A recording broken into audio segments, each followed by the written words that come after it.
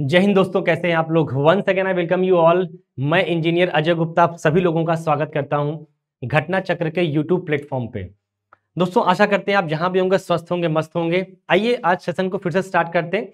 जैसा कि आपको पता है कि हमने लास्ट सेशन में अभी तक जो कुछ भी पढ़ाया वो सब कुछ क्या था, बेसिक अंडरस्टैंडिंग थी, बेसिक्स ऑफ इंग्लिश लैंग्वेज था। जैसे किसी भी चीज को सीखने के लिए आपको कुछ ना कुछ बेसिक्स को सीखना पड़ता है, बिना बेसिक्स के आप अपडेट लेवल पर जा नहीं सकते। तो उन्हीं चीज़ों को सिखाने समझाने के लिए हमने इतनी क्लासेस लिया। उसमें जो भी चीज़ें डिस्कस किया, पूरी पार्ट्स ऑफ स्पीच के बारे में, सेंटेंस के बारे में, वर्ड्स के बारे में, फ्रेजेस के बारे में सब कुछ समझा दिया।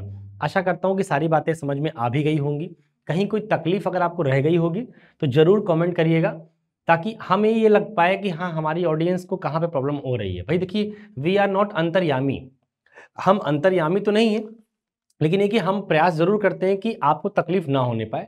बट फिर भी अगर किसी को कोई प्रॉब्लम हो रही है तो एक बार ज़रूर आप लोग कमेंट बॉक्स में कमेंट कर दीजिएगा, ताकि मुझे पता लग जाए कि हाँ भाई, ये दिक्कतें आ रही हैं स्टूडेंट्स को, इनको हम शॉर्ट आउट कर लेंगे। ठीक है, चलिए। तो आज जैसा कि हमको पता है कि हम लोग सेंटेंस खत्म कर चुके हैं, मतलब जो बेसिक अंडरस्टैंडिंग का जो एक सिनेरियो था वो ऑलमोस्ट खत्म हो चुका है। ठीक है, ये एकदम अपना जहाँ तक उसको पहुँचना तो वहाँ तक पहुँच चुका है। अब हमें अपना पहला चैप्टर स्टार्ट करना है, दैट इज टेंसेस। ठीक है, लेकिन उसके पहले मैं चाहता हूं कि एक दो क्लास आपको मैं वोकैब के ऊपर दूं। आप ये भी देखिए कि वोकैब को पढ़ने की क्या तरीके हैं, किस तरीके से वोकैब को पढ़ा जाता है, इसके ऊपर हम लोग कुछ पढ़ने का प्रयास करते हैं। ठीक है, तो आज की क्लास हम डेडिकेट कर रहे हैं वोकैब के लिए। इवन एक दो क्लास हम डेडिकेट करेंगे वोकैब के लिए, ताकि वोकैब की अंडरस्टैंडिंग को डेवलप कैसे करना है, सीखना कैसे है, पढ़ना कैसे है, जानना कैसे है, इन सब बातों पे हम चर्चा कर पाएँ, ताकि आप भी अपनी पढ़ाई में कंटिन्यू कर पाएँ। ठीक है, इस चीज़ को चलिए आइए देखिए। जो अगर हम वोकैब की बात करें भैया, तो वोकैब को आम बोलचाल की भाषा में हम लोग क्या बोल लेते हैं, वर्ड पावर, शब्दों को सीखना। देखो, इंग्लिश में ऐसा नहीं है कि आप शब्दों को सिर्फ और सिर्फ रटेंगे। नहीं नहीं, रटना तो ठीक है, एक ऑप्शन है। रटने का मतलब सिर्फ इतना है कि जैसे लाफ का मतलब हंसना होता है। आज आपने रटा ही है, मैंने भी रटा ही है कि लॉफ का मतलब हंसना होता है। इसमें कोई लॉजिक नहीं है कि लॉफ का मतलब सोना क्यों नहीं हुआ, स्लीप का मतलब सोना क्यों है, हंसना क्यों नहीं हुआ। ये कोई सवाल नहीं बनता, ये तो बिना मतलब की बात हो जाएगी। तो कुछ चीज़ों को तो समझना ही पड़ता है एज इट इज़, जैसे वो है। लेकिन ऐसा नहीं है कि वोकैब, हर तरह की वोकैब को आप रटेंगे। कुछ वोकैब ऐसी है जो लॉजिकल साउंड होती है, जिसको हम लॉजिकली डिकोड करना पड़ता है सेंटेंस के कॉन्टेक्स्ट के बेसिस पे। होता क्या है कि एक शब्द के कई सारे मीनिंग भी हो सकते हैं। अब वो उस शब्द का उस सेंटेंस में क्या मीनिंग है, ये सेंटेंस पढ़ने के बाद ही आप जान पाएंगे। तो कोई सेंटेंस आप पढ़ेंगे तो आप जान पाएंगे कि इस शब्द की सेंटेंस के अंदर क्या मीनिंग होगी। मतलब अकॉर्डिंग टू सेंटेंस जो शब्दों की जो मीनिंग होती है, कॉन्टेक्स्ट होता है, वो वेरी करता है। तो हमें बहुत सारी चीज़ों को लॉजिकली भी समझना है। ऐसा नहीं कि पूरी की पूरी वोकैब रटना है, रटना नहीं है। रटने जैसा कुछ है नहीं, समझने जैसा ही सब कुछ होता है। एक बार चीज़ों को जानेंगे, समझेंगे, यूज़ करेंगे, ऑटोमेटिकली वो आपकी ज़ुबान पर आ जाएगा। ठीक है, हाँ, सिनोनिम एंटोनिम्स में अक्सर थोड़ा बहुत चीज़ों को रटना पड़ जाता है, वो एक रटने का पार्ट भी। जैसे आपने सूर्य को सिनोनिम्स के तौर पर क्या जानते हैं आप, दीवा, दिवाकर, दिनकर, भास्कर, बहुत सारे वर्ड बोलते हैं आप। अब आपने रटा ही तो होगा ना, दीवा, दिवाकर, दिनकर, भास्कर। तो यहाँ तक की बात समझ में आती है, हाँ सर इसको रटना पड़ता थोड़ा बहुत। लेकिन अगर हम एन केन प्रकार एनी हाउ हम शब्दों को अपने यूसेज में लेके आएँ, अपने बोलचाल की भाषा में लेके आएँ, अपने राइटिंग स्किल में लेकर आएँ, तो शायद शब्दों को याद करना बेहद आसान हो जाएगा। हम वही करने का प्रयास करेंगे। पहले हम समझते हैं वोकैब को, हम क्या-क्या पढ़ना है और कैसे पढ़ना है, फिर हम कुछ पढ़ने का प्रयास करते हैं। देखिए, एक तो आपको पढ़ना है सिनोनिम्स, एंटोनिम्स, फिर आपको एक पढ़ना है इडियम्स एंड वन वर्ड्स। ठीक है, वन वर्ड।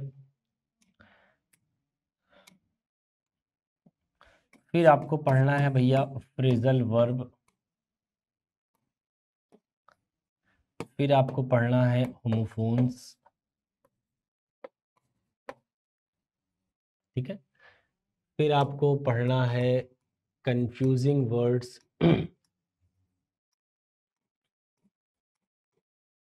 ये जो लिखे जा रहे हैं phrasal verb, homophones and confusing words. और इसमें मैं वोकैब में एक दो तीन चीज़ें और चाहता हूँ कि आप थोड़ी बहुत रूट वर्ड भी जानेंगे, बिकॉज रूट वर्ड एक बहुत ही बड़ा सेक्शन है जिसके माध्यम से हम वोकैब की जो ये जर्नी है, यात्रा है, इसको आसान कर सकते हैं।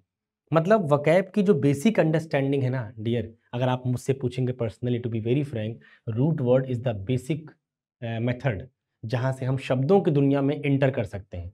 शब्दों की जर्नी में हम अपने आप को बहुत कंफर्टेबल फील करा सकते हैं। कब? हमें जब रूट वर्ड की समझ होगी। क्योंकि आप खुद सोचो, कोई भी शब्द अगर बना है तो उन शब्दों की अपनी एक बेसिक रूट होगा जिसके बिहाफ पे उन शब्दों की फॉर्मेशन हुई है। तो वैसे मान लो एक रूट आपने पकड़ लिया, अब जिस रूट से शब्द बने हैं, अब मान लो इस रूट से ये भी बना है, ये भी बना है, ये भी बना है, ये भी बना है, ऐसे कई सारे वर्ड बने होंगे। तो इन कई सारे वर्ड्स को पढ़ने के बजाय हम क्या पढ़ लें? एक रूट पढ़ लें। अगर हम एक रूट पढ़ लेंगे तो ये सारे शब्द ऑटोमेटिकली आपके पास आ जाएंगे।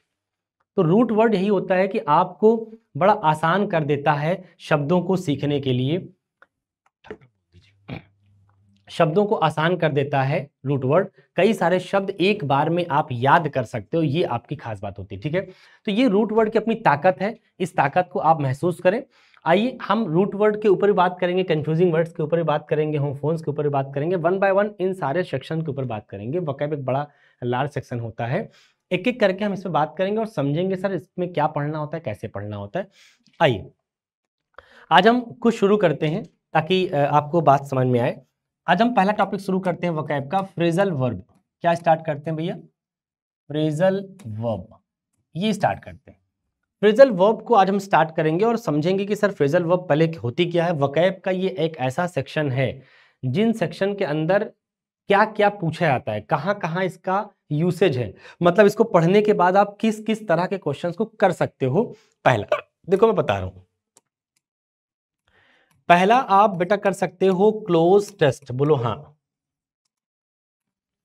दूसरा आप कर सकते हो डियर फिलर्स। तीसरा आप कर सकते हो सेंटेंस इंप्रूवमेंट एंड चौथा आप कर सकते हो error. Close test, fillers, sentence improvement and error, ये चार सेक्शन में आपको बेहद हेल्पफुल होता है फ्रेजल वर्ब।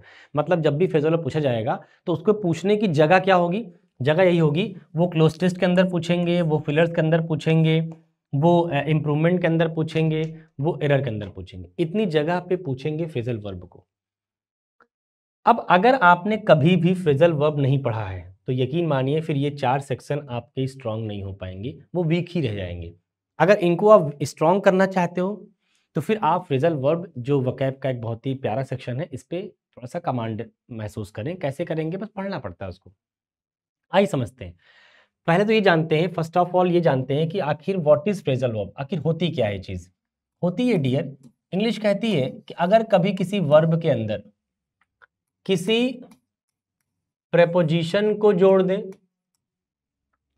या फिर किसी एडवर्ब को जोड़ दें या फिर किसी प्रेपोजिशन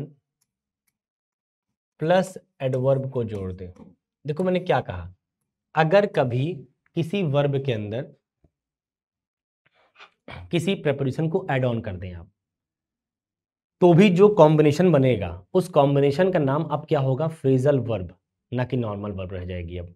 वैसे ही अगर किसी वर्ब के अंदर हम प्रेपोजिशन ना जोड़ करके बल्कि हम एडवर्ब जोड़ दें तो जो कॉम्बिनेशन बनेगा दोनों का, उसका अगेन नाम क्या होगा? Phrasal verb. अगेन हमने कहा कि किसी वर्ब के अंदर प्रेपोजिशन प्लस एडवर्ब दोनों एक साथ जोड़ दिए जाएं तो भी जो कॉम्बिनेशन बनेगा उसका नाम क्या होगा? Phrasal verb. इसका मतलब phrasal verb can be formed by using preposition, adverb and the combination of preposition and adverb। मतलब दोनों के साथ भी हम चीज़ों को फ्रेजल वर्ब बना सकते हैं। तो ये आपको समझना है कि हम इन फ्रेजल वर्ब की फॉर्मेशन करते कैसे हैं। अब जब ये बात समझ में आ जाए तो एक बात यहाँ पे समझना है, हम जब भी कभी वर्ब के अंदर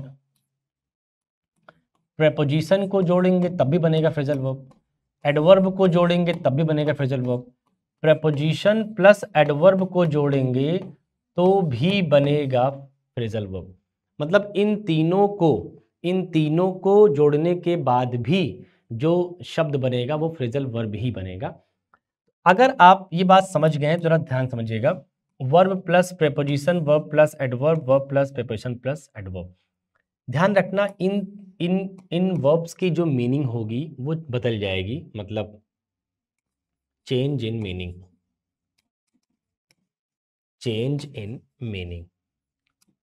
जैसे अगर कोई वर्ब है तो आपको नहीं पता है कि वर्ब का पहले से अपना कोई मीनिंग होता होगा भी, हर वर्ब का अपना कोई मीनिंग है। लाफ का मतलब हंसना, स्लीप का मतलब सोना ना, गो का मतलब जानना, हर वर्ब के अपने कुछ मतलब होते हैं। हमने ये कहा कि अगर हम जैसे ही इसको बनाएंगे इस वर्ब को फ्रेजल वर्ब, तो किसी वर्ब को फ्रेजल वर्ब कैसे बनाएंगे? By adding preposition, by adding adverb and by adding preposition plus adverb. जैसे ही आप जोड़ोगे it will become a phrasal verb, right, it will become a phrasal verb. अब इस फ्रेजल वर्ब की जो मीनिंग होगी, मतलब अब इस नए कॉम्बिनेशन की जो मीनिंग आएगी ओरिजिनल वर्ब से अलग हो जाएगी। चेंज इन मीनिंग मतलब अब जो नया कॉम्बिनेशन बनेगा फ्रेजल वर्ब का, ओरिजिनल जो वर्ब पहले थी अकेले थी उससे अलग हो जाएगी, उससे अलग हो जाएगी, तो उसी को हम बोलते हैं फ्रेजल वर्ब। लेकिन कई बार क्या होता है कि हम वर्ब के आगे प्रेपोजिशन को जैसे जोड़ते हैं तो मीनिंग अलग नहीं होती बल्कि वही रह जाती है। फॉर एग्जाम्पल,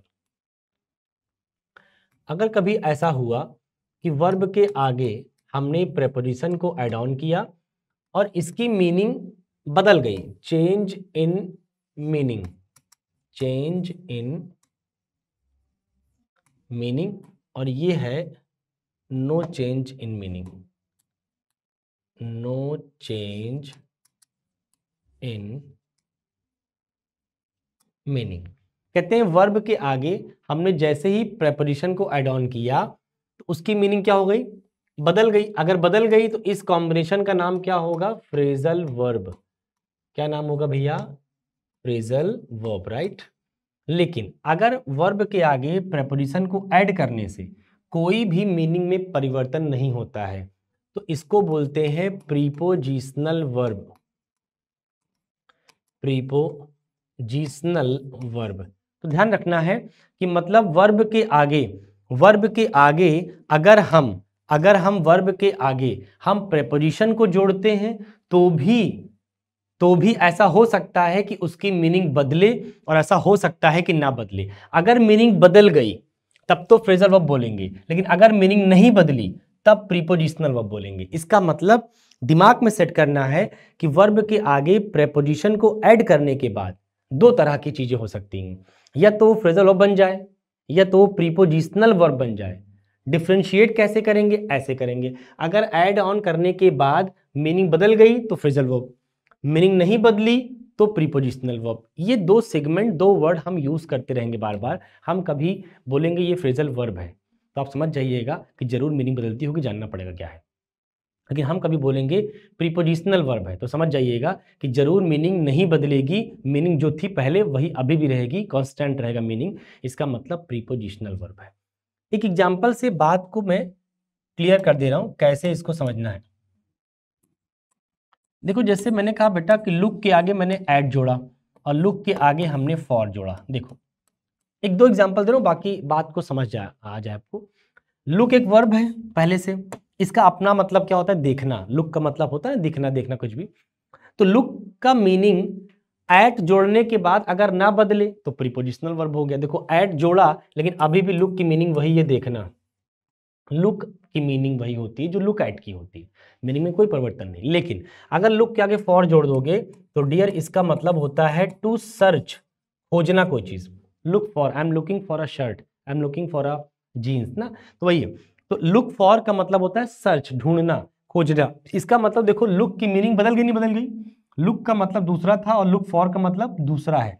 इसका मतलब डियर कि लुक फॉर एक फ्रेजल वर्ब है, लुक फॉर एक फ्रेजल वर्ब है, लुक एट एक प्रीपोजिशनल वर्ब है। तो पहले इन टर्म के बारे में आप बेहतर तरीके से समझ जाइएगा। लुक फॉर एक फ्रेजल वर्ब है, लुक एट एक प्रीपोजिशनल वर्ब है। तो आखिर आज के बाद कम से कम ये क्लियर हो गया होगा कि सर प्रीपोजिशनल वर्ब किस चिड़िया का नाम है और फ्रेजल वर्ब किस चिड़िया का नाम है। I hope it is clear, right. Now हमने आपको ये कहा कि जो फ्रेजल वर्ब है उस वर्ब के अंदर प्रीपोजिशन जोड़ेंगे तब भी फ्रेजल बनेगा, एडवर्ब जोड़ेंगे तब भी बनेगा, दोनों जोड़ देंगे तब भी बनेगा। लेकिन जब प्रीपोजिशन ऐड हो रही हो तो एक बात अलर्ट रहिएगा कि वर्ब के आगे प्रीपोजिशन को ऐड करने के बाद गारंटी नहीं है कि वो फ्रेजल बन ही जाए, क्योंकि मीनिंग अगर नहीं चेंज हुआ तो वो प्रीपोजिशनल वर्ब कहलाएगी। तो क्या कहलाएगी? प्रीपोजिशनल वर्ब कहलाएगी, तब वो फ्रेजल वर्ब नहीं कहलाएगी। इस बात का पूरा ख्याल रखिएगा, ठीक है। आइए आज हम एक फ्रेजल वर्ब पढ़ेंगे भी और देखेंगे मीनिंग कैसे बदल रही है, कैसे इसका फंक्शन है, ये सारी बातों को देखते समझते हैं। देखिए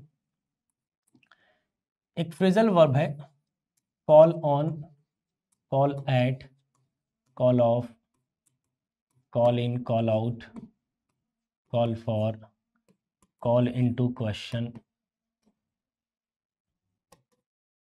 कॉल इनटू क्वेश्चन, क्या बचा? Call upon. देखिए ये फ्रेजल वर्ब है, हमें इसकी मीनिंग को समझना है। जाहिर सी बात अगर ये फ्रेजल वर्ब है तो इसकी अपनी कोई मीनिंग होती होगी, क्योंकि इसकी मीनिंग पक्का है ओरिजिनल वर्ब से अलग होती होगी। अगर इसकी मीनिंग ओरिजिनल वर्ब से अलग होती है तो हमको जानना पड़ेगा क्या होती है। अच्छा जानेंगे नहीं तो सवाल कर भी नहीं पाएंगे, तो पहले हम इसकी मीनिंग जान लेते हैं फिर हम लोग सवाल पे आते हैं। आइए, कॉल ऑन का जो मतलब होता है भैया to go and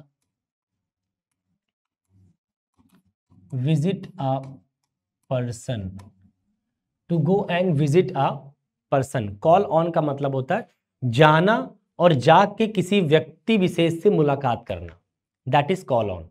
call on का मतलब जाना, किसी के पास जाकर किसी व्यक्ति विशेष से मुलाकात करना, that is call on. Call eight क्या है भैया? सेम चीजें हैं, बस थोड़ा सा अंतर है। To go and visit a place, कह रहे हैं कि जाना और जाके किसी पर्टिकुलर प्लेस पर मुलाकात करना। भाई जाहिर सी बात है, आप जब जाएंगे किसी व्यक्ति से मुलाकात करने तो एक चीज तो एसोसिएटेड है कि किसी न किसी व्यक्ति से आप जब मिलेंगे तो कोई ना कोई प्लेस तो रहा होगा। हमें अगर वो प्लेस हाईलाइट नहीं करना है, पर्सन हाईलाइट करना, मिले किससे, तो ऑन लगाओ। लेकिन अगर हमें ये हाईलाइट करना है कि मिले कहाँ पर, वो प्लेस हाईलाइट करना है, तो फिर एट लगाओ। दोनों का मीनिंग सेम है, गो and visit a person and go and visit a place. I hope कि क्लियर हो गया यहाँ बात।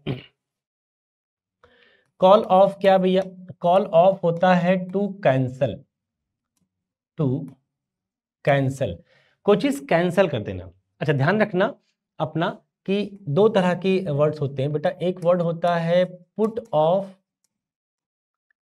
पुट ऑफ का मतलब होता है to postpone, to postpone.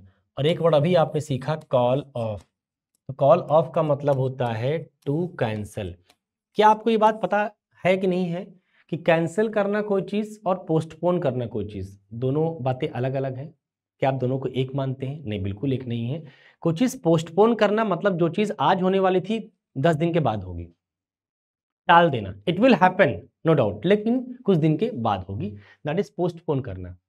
Cancel का मतलब होता है जो चीज़ होने वाली थी अब होगी ही नहीं, रद्द हो गया। जैसे मैच, क्रिकेट मैच जब भी आता है तो आपने देखा होगा कई बार मैच में क्या होता है कि बारिश की वजह से मैच को रोकना पड़ता है। तो बारिश की वजह से मैच रुकता है तो क्या होता है, कैंसिल होता है या पोस्टपोन होता है? तो आप कहेंगे सर कैंसिल होता है। और दोनों टीमों की जितने ओवर का मैच हो चुका होता है उन ओवर्स के हिसाब से नंबर्स दे दिए जाते हैं, लेकिन दोबारा मैच नहीं होता, मतलब मैच वो कैंसिल ही हो गया, अब होगा ही नहीं। ऐसा नहीं कि पोस्टपोन कर दिया गया अगले दिन खेलेंगे, ऐसा नहीं है। तो कोई चीज़ कैंसिल होती है, कोई चीज़ पोस्टपोन होती है। तो पोस्टपोन करना पुट ऑफ बोलते हैं और कैंसिल करना कॉल ऑफ बोलते हैं। याद कैसे रहेगा बेटा? ऐसे याद रहेगा, C for cancel, P for postpone, याद रहेगा, C for cancel, P for postpone. तो वही है, तो कॉल ऑफ कैंसिल जैसे ही कॉल ऑफ याद रहेगा वैसे ही पुट ऑफ भी आपको याद रहना चाहिए, एसोसिएटेड है एकदम। तो एग्जाम में कई बार आता है कॉल ऑफ भी पुट ऑफ भी, तो दिमाग में होना चाहिए कॉल ऑफ क्या पुट ऑफ क्या। जैसे आज हम कॉल की फ्रेज पढ़ रहे हैं तो वैसे कभी ना कभी क्या पढ़ेंगे, पुट की फ्रेज पढ़ेंगे। पुट ऑफ क्या है, पुट ऑन क्या है, पुट आउट क्या है, पुट अप क्या है, पुट अप विथ क्या है, तमाम पुट के फ्रेजेस होते हैं। जैसे कॉल के बहुत सारे वर्ड्स हैं वैसे पुट के बहुत सारे वर्ड्स होंगे, वन बाय वन सीखना है। वोकैब एक स्लो जर्नी होती है। वोकैब को आप चाहोगे कि सर एक दिन में हम 1000 वर्ड पढ़ लें, कभी नहीं पढ़ पाओगे। हाँ, ग्रामर में तुम चाहो तो एक दिन में औकात से ज़्यादा कॉन्सेप्ट पढ़ सकते हो, महसूस भी कर ले जाओगे। वकैब के साथ ऐसा बिल्कुल नहीं है, क्योंकि वकैब थोड़ा देर में एडजस्ट होती है आपकी बॉडी में, इसलिए इसको बहुत ज़्यादा पढ़ने का प्रयास नहीं करना है कि एक दिन में हम सर 150 वर्ड पढ़ेंगे। अरे आप पढ़ तो लेंगे, सिर्फ रीडिंग कर पाएंगे, उसको समझ नहीं पाएंगे। तो बेहतर होगा शब्दों के साथ खिलवाड़ ना करके सीरियसली टेकअप करना है, ठीक है।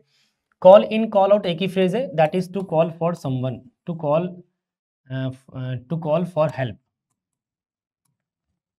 किसी को सहायता के लिए बुलाना, टू कॉल फॉर हेल्प, मतलब कॉल इन कॉल आउट का मतलब किसी को बुलाना, तो लेकिन किसके लिए? हेल्प के लिए। आप किसी को यूं ही बुला सकते हो, आपने अपने दोस्त को यूं ही बुला लिया अपने घर पे, तो वो कॉल है। लेकिन कॉल इन कॉल आउट का मतलब किसी को यूं ही नहीं बुलाना, किसी को किसी पर्टिकुलर पर्पज से बुलाना, और वो पर्पज क्या है? हेल्प है, उसकी सहायता लेना, ठीक है। कॉल फॉर का मतलब होता है भैया टू रिक्वायर, इसी को डिमांड भी बोल सकते हैं आप। किसी चीज की डिमांड होना, किसी चीज की रिक्वायरमेंट होना, उसको बोलते हैं कॉल फॉर। तो कॉल फॉर का मतलब रिक्वायर या डिमांड, ठीक है। कॉल इनटू क्वेश्चन, ये एक इडियम भी है, ये आपके बहुत सारे एग्जाम्स में पूछी गई, बहुत रिपीटेड ये वर्ड्स है। कॉल इनटू क्वेश्चन, बेसिकली यहाँ पे समबडी रहता है, S B is somebody, call somebody into question, ये पूरी फ्रेज है। कॉल समबडी इनटू क्वेश्चन का मतलब कि किसी को सवाल के कटघरे में खड़ा करना। देखो, कॉल समबडी इनटू क्वेश्चन मतलब किसी को सवाल के कटघरे में खड़ा करना, मतलब किसी के ऊपर सवालिया निशान लगाना, that is call into question. भाई अब हमने कहा कि आप किसी के बारे में अगर नहीं जानते हो तो आप किसी के ऊपर सवालिया निशान क्यों लगा रहे हो? भाई जब जानो तब तो उसके बारे में गलत सही जो बोलना है बोल सकते हो आप, लेकिन जब आपको पता नहीं किसी के बारे में डिटेल जानकारी या क्लियर जानकारी पता नहीं है, तो आप किसी के बारे में गलत तरीके से बोल देंगे तो गड़बड़ हो जाएगा। तो बेहतर होगा चुप रहें, शांत रहें, क्योंकि आप उसके बारे में जानते नहीं हैं। तो कॉल समवन इनटू क्वेश्चन का मतलब होता है किसी को सवाल के कटघरे में खड़ा करना, that means to raise a question, उसके ऊपर सवाल खड़े करना। टू रेज अ क्वेश्चन, सवाल को खड़े करना उसके ऊपर ना। कॉल अपॉन क्या है बेटा? कॉल अपॉन होता है टू अपील। अपील तो जानते ही होंगे आप लोग, APPEAL लिखा है, EAL लिखा है, ठीक है, मेरा ए है वो ध्यान रखना, APPEAL, अपील। अपील हम जब भी करते हैं, अपील का मतलब होता है गुहार लगाना, मतलब किसी से इल्तिजा करना। जैसे मान लो कोई क्रिमिनल है और वो जज साहब के सामने जा रहा है, आज उसकी फांसी की मतलब डेट डिसाइड होनी है, क्योंकि बहुत ही जघन्य अपराध किया है। तो कोई कितना भी बड़ा क्रिमिनल हो, कितना भी बड़ा क्रिमिनल हो, मैं मान ही नहीं सकता, क्योंकि इंसान तो है वो, डर तो उसको भी लगेगा। ये मत सोचो कि तुम जो गुंडे होते हैं, बंदूक चलाते हैं, उनको डर साहब को डर लगता है। ये जिस दिन चपेटे में आते हैं ना, उस दिन इनकी एकदम बोलती बंद हो जाती है, लेकिन चूंकि उनको पता है कि जैसे बंदूक लगा के मैं घूमूंगा पूरी जनता सलाम ठोकेगी, वो डर उनको जिता देता है। तो आप इस बात को समझिए कि जो जितने भी अपील हम करते हैं, तो हम जब भी कभी अपील करते हैं तो जिनसे अपील करते हैं तो हम क्या लगा रहे हैं? हम उनसे गुहार लगाते हैं। हम जब गुहार लगाते हैं, अपील करते हैं, तो जिससे भी अपील करते हैं that must be a person और that must be a non living thing. तो आप किससे गुहार लगाएंगे? किसी व्यक्ति विशेष से अपील करेंगे या किसी चीज से अपील करेंगे? तो आप कहेंगे सर किसी व्यक्ति से करेंगे। तो इसका मतलब है अपील हम किसी न किसी व्यक्ति से करते हैं। और ध्यान रखना, जिस आदमी से अपील कर रहे हैं उस आदमी को लिखने से पहले आपको टू लिखना पड़ता है। जिस आदमी से आप अपील कर रहे हैं उसको लिखने से पहले आपको टू लगाना पड़ता है, मतलब अपील टू समवन होता है। उसी अपील टू को रिप्लेस करता है कौन? Call upon. तो कॉल अपॉन का मतलब यही होता है किसी से अपील करना, किसी के लिए गुहार लगाना, right? That is call upon. आइए इनको एग्जाम्पलीफाई करते हैं, इनको एग्जाम्पल में देखते हैं, क्योंकि एग्जाम्स में ये आपसे ओरल टेस्ट तो नहीं होगा बेटा खड़े हो बताओ कॉल ऑन का मतलब, बताओ कॉल ऑफ का मतलब, नहीं, ऐसा तो नहीं होने वाला। आपके सामने एक सेंटेंस होगा, चाहे वो क्लोज टेस्ट का पार्ट हो, स्टोरी फिलिंग हो, या आपका सिंगल सेंटेंस का कोई फिलर दे दिया हो, या कोई सिंगल सेंटेंस का इंप्रूवमेंट का पार्ट दे दिया हो। तो किसी भी एंगल से पूछ सकता है, बट पूछेगा सेंटेंस में और बोलेगा भरो। ऑप्शन में ये चार जो कई सारे दिख रहे हैं, इनमें से कोई चार ऑप्शन दिया रहेगा। अब आपको पता है कि अगर ऑप्शन में ऑन भी है, एट भी है, ऑफ भी है, इन भी है, तमाम ऑप्शंस हो सकते हैं। तो कॉल के आगे तो सब जाते हैं, मतलब जितने भी ऑप्शंस हैं वो कॉल के आगे सही हो सकते हैं, लेकिन सही तो केवल वही वाला होगा जिसमें ये देखना है कि उस ऑप्शन को भरने के बाद सेंटेंस की जो मीनिंग हो वो बिल्कुल बिल्कुल सही सही निकल रही हो। तो मीनिंगफुल बनाने के लिए सेंटेंस को जिस ऑप्शन से हेल्प हो पाएगी उसी ऑप्शन को हम चूज करेंगे। एक एग्जांपल से बात को समझते हैं। कौन याद कर रहा है भाई? देखिए,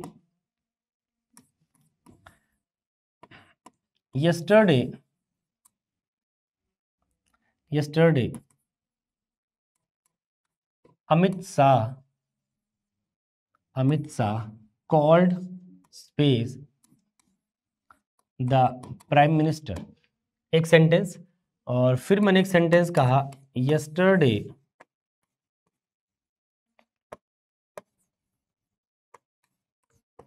Amit Shah called space the PM's residence।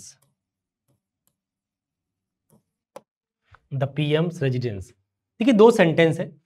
इन दो सेंटेंस को हमें समझना है कि कैसे इनको फिलर करना है। 10 सेकंड का वक्त दे रहा हूं। 10 सेकंड में आप जरा सोचें कि इस फिलर में क्या आना है। ऑप्शन अगर आप चाहते हैं तो बेटा ऑप्शन आपके पास सारे हैं, जितने हमने अभी लिखवाए थे वो सारे इसके ऑप्शन में हैं। तो आप इनके ऑप्शंस पे जा सकते हैं, आपके पास सारा लिस्ट है। आप बताएं क्या करना है, क्या भरना है। 10 सेकंड लगा, सोचिए आप। Done. yesterday Amit Shah called space the PM's residence। आइए इनका आंसर करते हैं। देखो, हमें ये कहना था कि सर कल क्या हुआ। जैसे आपने पेपर में पढ़ा होगा अक्सर, हिंदी के पेपर में या इंग्लिश के पेपर में, हिंदी में बोलते हैं समाचार में कि कल गृह मंत्री ने प्रधानमंत्री से औपचारिक मुलाकात की। क्या बोलते हैं?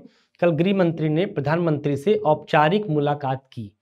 तो हमें ये कहना है, कॉल के आगे यहाँ स्पेस देने का मतलब है कि हमें फ्रेजल वर्ब बनाना है इसको। अगर फ्रेजल वर्ब बनाना है तो यहाँ पे ऐसा क्या लिख दें ताकि सेंटेंस की मीनिंग कंप्लीट हो जाए। तो हमने कहा कि कल Amit Shah called space the PM. अगर हम यहाँ पे देखो पर्सन दिया हुआ है, ऑन तब लगाओ जब आगे किसी पर्सन से मुलाकात हो रही हो, और प्लेस तब एट तब लगाओ जब आगे किसी प्लेस को हाईलाइट किया जा रहा हो मिलने के लिए। अगर मैं यहाँ ऑन लगा दूं, मतलब क्या हुआ इसका? कॉल ऑन का मतलब गो एंड विजिट अ पर्सन, मतलब कल अमित शाह गए और जाकर प्रधानमंत्री जी से मुलाकात की। Yesterday Amit Shah called on the PM. Amit Shah कल गए और जाकर पीएम से मुलाकात किए। तो ऑन भर दिया, सेंटेंस की मीनिंग कंप्लीट हो गई। एट तो भर भी नहीं पाएंगे क्योंकि पर्सन दिया, प्लेस तो दिया नहीं। अच्छा, सेकंड सेंटेंस में आप देखेंगे यहाँ पे पर्सन नहीं दिया है, प्लेस दिया है। क्यों? पीएम नहीं लिखा है, द पीएम्स रेजिडेंस लिखा हुआ है। पीएम नहीं लिखा है बल्कि पीएम्स रेजिडेंस लिखा हुआ है। इसका मतलब वो कहना ये चाह रहा है कि कल अमित शाह गए और जाकर पीएम के आवास पर मिले। पीएम के आवास पर, तो ये एक प्लेस है बेटा। अगर ये एक प्लेस है और ये एक पर्सन है तो एक बात को ध्यान रखना है कि जब प्लेस है तो फिर यहाँ पे आप एट मार के आओ। तो yesterday Amit Shah called at the PM's residence, और नेक्स्ट लिखा है yesterday Amit Shah called on the PM. तो ध्यान रखना है कि ऑन कैसे आएगा, एट कैसे आएगा। आई होप की बात समझ में आ गई होगी। तो ये सेंटेंस में आप ऐसे भरेंगे। पहले आपको पता हो कि कॉल ऑन क्या होता है, कॉल एट क्या होता है, कॉल अपॉन क्या होता है। मतलब पहले पूरी लिस्ट जो हमने लिखवाई पहले ये पता हो। जैसे मुझे याद है आपको भी याद हो जाएगा, इस बात की गारंटी मैं देता हूं। तरीका बता दूंगा कैसे याद करना है।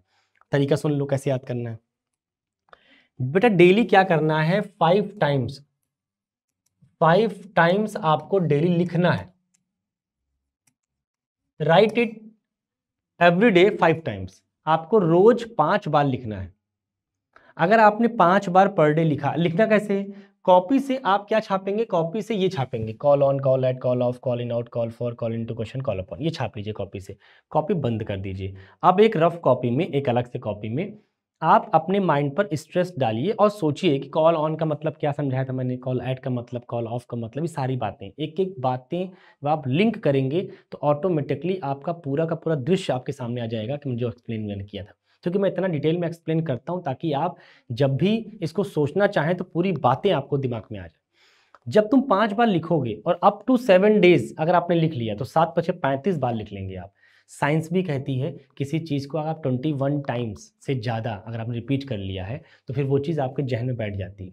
मतलब अगर आपने 35 बार मतलब 7 दिन लगातार आपने ऐसा कर लिया तो 7 दिन के बाद पता है अगला 15 दिन तक आपको प्रैक्टिस की नीड ही नहीं रहेगी, ऑटोमेटिक आपको याद रहेगा। फिर क्या करिए, एक हफ्ता छोड़ के सेकेंड वीक में फिर से आप 5 बार लिख लीजिए। इस बार आपको 7 दिन नहीं लिखना है, एक ही बार लिख लीजिए। मतलब एक हफ्ता छोड़ के सेकेंड वीक में संडे को फिर से आप बैठिए, वही सेम चीज 5 टाइम्स फिर लिखिए, 5 बार ईमानदारी से। अब जो पक्का होगा वो अगले 1 महीने के लिए पक्का हो जाएगा। मतलब एक ही बार लिखोगे 15वें दिन, ऑटोमेटिकली वो अगले 1 महीने के लिए वैलिड रहेगा। ऐसे करके आपको सीक्वेंस में मेंटेन करना है तब तक जब तक कि आपका एग्जाम्स ना हो जाए, बिकॉज क्योंकि आपको पता है कि ये सारी जो उठा पटक है ये एग्जाम्स के लिए हो रही है। तो एग्जाम तक कैसे भी करके अपने आप को मेंटेन करना है, बहुत चूझना भी नहीं है, स्मार्ट वर्क करना है ताकि चीज़ें याद भी रहें और जब जब आपको काम पड़े आप इसको यूज़ कर पाइए। क्योंकि नॉलेज हम उसको नहीं मानते जिसको होने के बाद भी लड़का कैश ना करा पा रहा हो। नॉलेज तो वो है जिसको पाने के बाद वो जब चाहे उसको कैश करा पा रहा हो। अगर कैश नहीं करा पा रहा है तो बताइए ऐसी नॉलेज का कोई मतलब है? आपके पास बहुत नॉलेज हो एसी की, लेकिन जब जब एसी बनाने की बात आती है तुम बना नहीं पाते। कोई कहेगा कि आप एसी के जानकार हैं? कभी नहीं कहेगा। तुम भले जानकार हो, कोई फर्क नहीं पड़ता। तो वैसे ही अगर आपको इंग्लिश आती है तो भैया जब जब इंग्लिश का पेपर हो आप वहाँ पे नंबर अच्छे ला पाएँ, मतलब परफॉर्मेंस दे पाएँ, तब तो कोई मानेगा हाँ भैया आपको आता है, वरना फिर कोई माने होने का नहीं। ठीक है ना? अब मैं मनवाना भी नहीं है आपको वैसे भी, है ना? आ जाओ। कॉल एट, कॉल ऑन, ये कॉल अपॉन देख लेते हैं। मैंने कहा all the players called space the umpire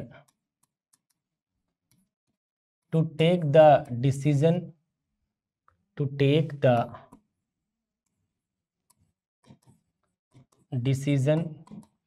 in their favor।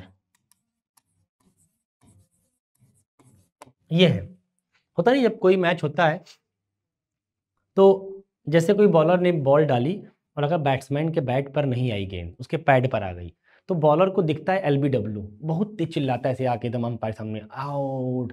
और जब वो चिल्लाता है तेजी से तो बगल वाले जो प्लेयर्स फील्डिंग में बने रहते हैं उनको लगता है कि इतना हमारा भाई इतना तेज चिल्ला रहा है, जरूर आउट रहा होगा। तो वो लोग भी क्या करते हैं, उसके चिल्लाने की वजह से लगते हैं चिल्लाने, आउट। अच्छा, अब अंपायर को लगता है कि यार यही नहीं चिल्ला रहा, बाकी सब चिल्ला रहे हैं, इसका मतलब जरूर आउट है, तभी चिल्ला रहे हैं सब लोग।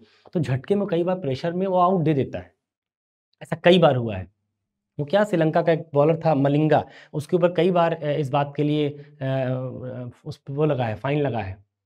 क्यों फाइन लगा? क्योंकि वो इतना तेज चिल्लाता था अंपायर के ऊपर, अंपायर प्रेशर में आके आउट दे दिया कई बार। तो इस बात की ये इनके बोर्ड में शिकायत हुई थी कि भाई ये प्रेशर बनाते हैं और कहीं ना कहीं हमारे डिसीजन को ये बायस्ड कर देते हैं, तो गलत डिसीजन दे देता है अंपायर। भाई उसको भी लगता है यार इतना तो चिल्ला रहा है, अगर नहीं देंगे तो ये जो गुल्लियाँ रखी है उखाड़ के कहीं मारो न दे, जब तक लोग बचाने आएंगे तब तक तो मार खा जाएंगे हम। तो ये सब बातें होती हैं, बहुत प्रेशर इंसान को हो जाता है, डर सबको लगता है। और थोड़ा हैवी है भी, उसका बॉडी थोड़ी देखे होंगे अगर आप मलिंगा की, या उसका हेयर स्टाइल देखिए, एकदम जंगली दिखता भी है ना वो। तो ऑल द प्लेयर्स कॉल्ड, यहाँ पे क्या लगा लेंगे भैया, अपॉन। अपॉन लगाने से क्या मीनिंग हुआ, अपील, कि सारे प्लेयर्स ने क्या किया, अपील किया, किससे, अंपायर से, to take the decision in their favour. अच्छा, अंपायर एक होता है बेटा एम्पायर, साम्राज्य, साम्राज्य आपका किंगडम, वो अलग है, ये अलग है, ठीक है। अंपायर एक पर्सन है। अच्छा, इसी कॉल अपॉन को मैंने कहा अपील से आप चाहते रिप्लेस करते नॉर्मल इंग्लिश से, अपील्ड लिखते और फिर टू लगाना पड़ता है, जिससे अपील करते हैं टू भरते हैं। एग्जाम में बहुत पूछा जाता है कि अपील के आगे जिस व्यक्ति से आप अपील कर रहे हैं क्या भरेंगे, टू भरेंगे। तो all the players appealed to the umpire या all the players called upon the umpire, बात एक ही है, चाहे ये लिखो चाहे ये लिखो, ये नॉर्मल भाषा, ये फ्रेजल वर्ब, ठीक है। ऐसे लिख के देगा कोई समझ जाएगा, ऐसे लिख के देगा हर आदमी नहीं समझता है। आइए, कॉल अपॉन हो गया। कॉल ऑफ देखिए, मैंने कहा the class is called off today. हमने कहा भैया आज क्लास की क्या है, आज क्लास की छुट्टी है, मतलब आज कोई क्लास नहीं होगी, आज क्लास बंद है। The class is called off, तो कॉल्ड ऑफ का मतलब the class is cancelled today. तो कॉल ऑफ का मतलब कैंसिल करना। तो जब भी कॉल ऑफ वर्ड आए तो समझ जाना है कि कॉल ऑफ का मतलब क्या लिखा गया है, कैंसिल करना। तो कॉल ऑफ का मतलब होता है भैया कैंसिल करना। आई होप की बात समझ में आप लोगों को आ रहा होगा।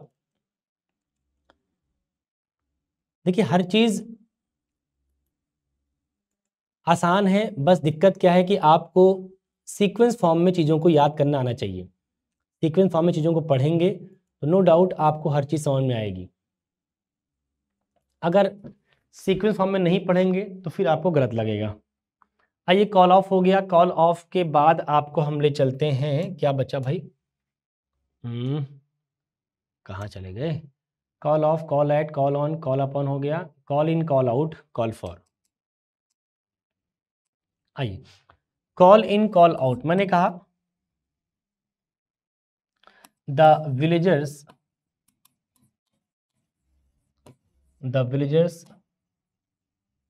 called in a doctor immediately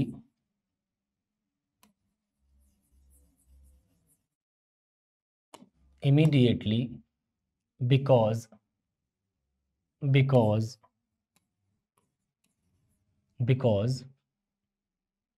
the patient was very serious। हमने कहा गांव वालों ने, विलेजर्स का मतलब गांव वाले, गांव वालों ने क्या किया? Called in a doctor. देखो इन लगाना पड़ा। इन क्यों लगा रहे हैं? इसका मतलब जिस आदमी को आप बुला रहे हो, आप नाश्ता पानी कराने के लिए नहीं बुला रहे हो, आप बुला रहे हो किसी पर्पस से। पर्पस क्या है? Help. The villagers called in a doctor, villagers ने डॉक्टर को सहायता के लिए बुलाया। इमीडिएटली, तुरंत, फौरन। क्यों फौरन? क्योंकि because the patient was very serious, क्योंकि जो पेशेंट था बहुत सीरियस था। अगर पेशेंट बहुत सीरियस था इसीलिए गांव वालों ने क्या किया? डॉक्टर को फौरन बुलाया। तो दैट इज कॉल्ड इन। इसी की जगह हम कॉल्ड आउट भी लगा सकते हैं, कोई दिक्कत वाली बात नहीं। तो द विलेजर्स कॉल्ड इन या called out a doctor immediately because the patient was very serious. आइए कॉल इन कॉल आउट हो गया। कॉल फॉर समझते हैं। कॉल फॉर क्या होता है? ऐसे मैंने कहा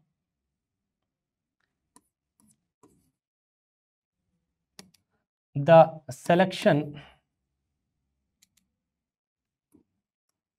selection require या calls your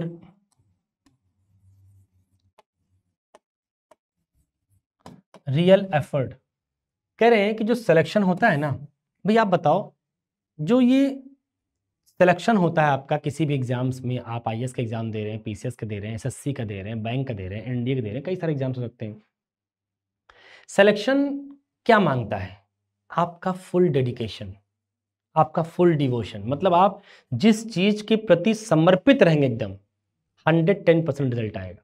इसका मतलब इंग्लिश कहती है कि सिलेक्शन को क्या चाहिए? आपका वास्तविक प्रयास चाहिए। इसका मतलब ये चाहता है, ये डिमांड करता है। तो कॉल के आगे क्या भर दें कि उसकी मीनिंग रिक्वायर या डिमांड से आ जाए? तो आपको पता है बेटा, फॉर भर दें। कॉल फॉर का मतलब ही होता है डिमांड या रिक्वायर। इसकी जगह सिंपली मैं लिखता प्रेजेंट इंडेफिनिट टेंस लिखा हुआ है, तो आपने कहा है रिक्वायर्स या डिमांड्स, एक ही बात है, कोई अंतर तो है नहीं। तो आपने कहा selection requires your real effort या selection demands your real effort, या फ्रेजल वर्ब में क्या बोलेंगे? Selection calls for your real effort. होता क्या है कि आप जब फ्रेजल वर्ब लग जाते हैं पढ़ने समझने, तो फिर आप एक बेहतर इंग्लिश की तरफ बढ़ते हैं। क्योंकि ये इंग्लिश तो लिख दोगे, कोई भी समझ लेगा, कोई भी पढ़ लेगा। कक्षा 3 4 5 6 7 8 9 10 11 12 हर बच्चा समझ लेगा। लेकिन जैसे ही आपने लिखा selection calls for your real effort, हर बच्चा नहीं समझ पाएगा। क्योंकि फ्रेजल वर्ब कोई आम वर्ड्स नहीं होते हैं कि जिनके बारे में बच्चों को पहले से पता होता है, ऐसा नहीं। फ्रेजल वर्ब एक स्मार्ट वर्ड होते हैं, इनकी स्टडी आपको अलग से करनी पड़ती है, तभी इनके बारे में आप जान पाते, वरना आप जान नहीं पाएंगे। ठीक है, एक बार आप देखिए, तब तक मैं पानी पी लेता हूं। चलिए देखिए, कॉल फॉर हो गया।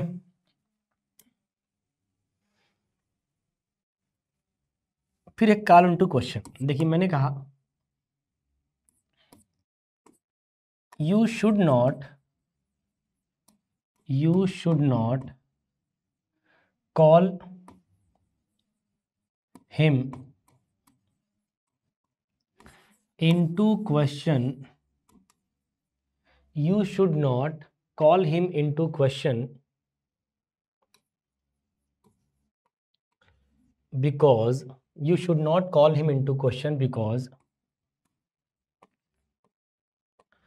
you don't know him in and out। मैंने कहा कि you should not call him into question, आप उनके ऊपर सवालिया निशान नहीं लगाना चाहिए। आप you should not call him into question मतलब आप इनको सवाल के कटघरे में नहीं खड़ा करिए, नहीं करना चाहिए आपको। ऐसा क्यों नहीं करना चाहिए? क्योंकि आप इनके बारे में जानते भी नहीं हो, अब जबरदस्ती आप सवाल उठा रहे हो किसी और के कहने पर। Because you don't know him in and out मतलब आप उनको अंदर बाहर कुछ जानते नहीं हो, फिर भी आप सवाल उठा रहे हो, थोड़ा सा अच्छी बात नहीं, डेकोरम का मामला नहीं है। तो you should not call him into question, that is call into. ये भरने के लिए आएगा बेटा, फिर से इनटू, जितने मैंने बताया सब भरने के लिए आएंगे, ठीक है ना। कॉल फॉर, कॉल इनटू, तो क्या बचा? कॉल ऑफ हो गया, इन आउट हो गया, इनटू क्वेश्चन हो गया, अपॉन हो गया, ऑफ हो गया, ठीक है, सारे हो गए। आओ एक आपके लिखता हूं एक सवाल, एक आपके लिए सवाल लिखता हूं। मैंने एक सेंटेंस कहा,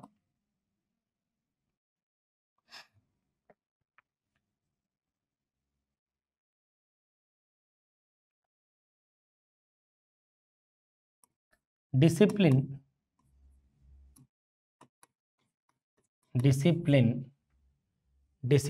is called space to maintain the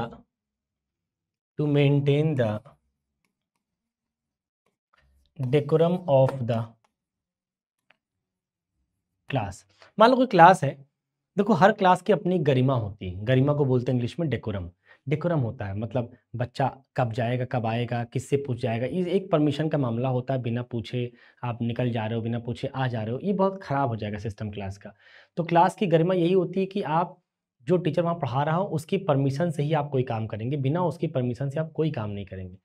तो डिसिप्लिन इज कॉल्ड, हम कह रहे हैं कि डिसिप्लिन जरूरी है to maintain the decorum of the class. Class की जो डेकोरम है, गरिमा है, उसको मेंटेन करने के लिए ये जो अनुशासन है वो जरूरी है। तो कॉल्ड के आगे क्या भरना पड़ेगा? फॉर। आपको पता है कॉल फॉर का मतलब रिक्वायर्ड, इसी को हटाकर मैं चाहता क्या लगाता? रिक्वायर्ड। मतलब डिसिप्लिन जरूरी है, discipline is required to maintain the decorum of the class. ठीक है, एक सवाल मैं आपके लिए लिख दे रहा हूं, होमवर्क के लिए करके आइएगा। देखो मैं लिख रहा हूं कि आफ्टर, ये किसी एग्जाम का सवाल है, after finding him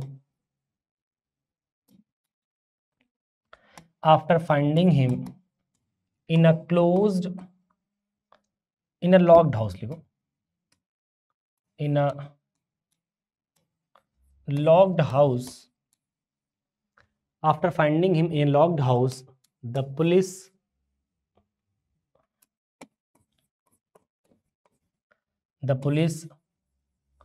called space its search operation। चलो ऑप्शन की बात अगर तुमको चाहिए तो ऑप्शन भी दे देता हूं। ऑप्शन है इन, ऑप्शन है ऑन, ऑप्शन है एट, ऑप्शन है फॉर, ऑप्शन है ऑफ, ये तमाम प्रेपोजिशन दिया गया है। आपको बस सोचना ये है, कल की क्लास में बताना है कि इस फिलर में क्या भरे। ये एग्जाम का सवाल है कि after finding him in a locked house the police called space it's search operation. अब आपको ये फिलर भरना है, इस फिलर में क्या भरें ताकि सेंटेंस की मीनिंग कंप्लीट हो जाए। तो आपको मैंने पढ़ा दिया इन क्या होता है, ऑन क्या होता है कॉल के साथ लगाकर, ऐड क्या होता है, कॉल फॉर क्या होता है, कॉल ऑफ क्या, सब पता है आपको, सब पता है, सब बताया गया है। जाके बढ़िया से रिवाइज करिए, कॉपी को रिवाइज करके हमें आप कल की क्लास में कंफर्म करेंगे कि हाँ सर इस गिवन फिलर में क्या आएगा। तो मैं जानूंगा कि हाँ सर वास्तव में आप लोग मेहनत कर रहे हैं, मतलब आपके पास अपना कोई दिमाग लग रहा है, तभी आप बता रहे हैं आंसर। देखिए आंसर देने का मतलब है कि बच्चा मेहनत कर रहा है और हम चाहते भी कि आप मेहनत करें, ठीक है ना। तो जाके इसको आंसर सोचिएगा, मैं बता दूंगा तो कोई मज़ा नहीं आएगा, बेहतर होगा कि आप जाके पहले सोचें और फिर मुझे आप कल इंतला करें, हाँ सर इसमें ये आंसर होगा। जरूर कमेंट बॉक्स में कमेंट करिएगा, ठीक है। नेक्स्ट क्लास में मैं इसका आंसर दूंगा। आज के लिए इतना ही, मिलते हैं कल। Thank you so much.